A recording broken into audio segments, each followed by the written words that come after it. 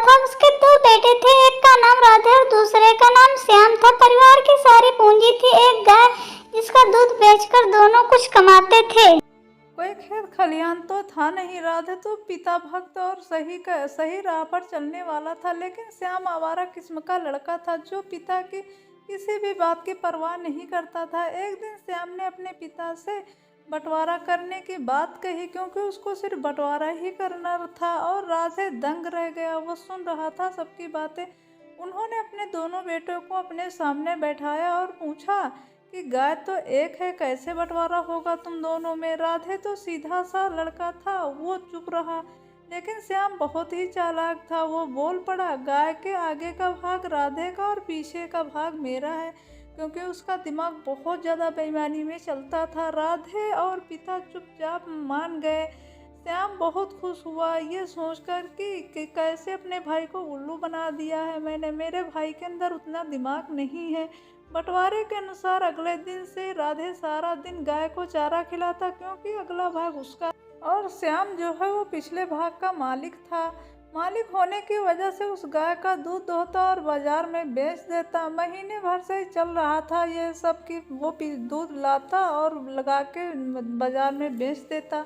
महीना खत्म होने पर जब राधे ने दूध की कमाई से आधा मांगा तो उसने कहा, वो सोचने लगा कि जब गाय का आधा हिस्सा मेरा है तो मैं इसको क्यों, इसकी अपनी कमाई इसको दूं।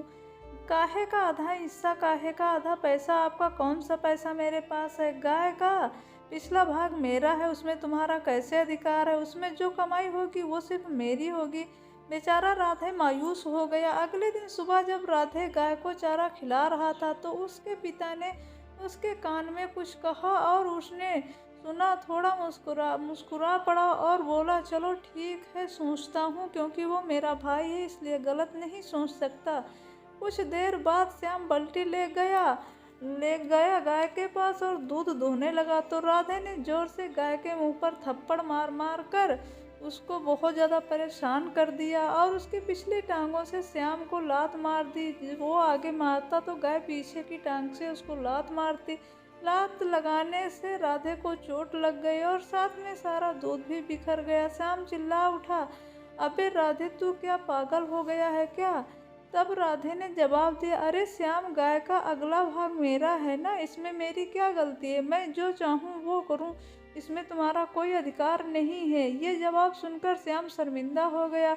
अब सारी बात उसकी समझ में आ गई थी और उसने पिता और भाई से माफ़ी मांगी और एक बार फिर से सारा परिवार एक साथ रहने लगा। इसलिए अब आपसी रिश्तों में भेदभाव ना रखें, मन मुटाव ना रखें, क्योंकि थोड़ी सी सोच आपकी लाइफ बर्बाद कर सकती है। इसलिए परिवार में अच्छे से रहें, मिल बांट के रहें और जो मिले उसे अच्छे से खाना चाहिए। जय हिंद।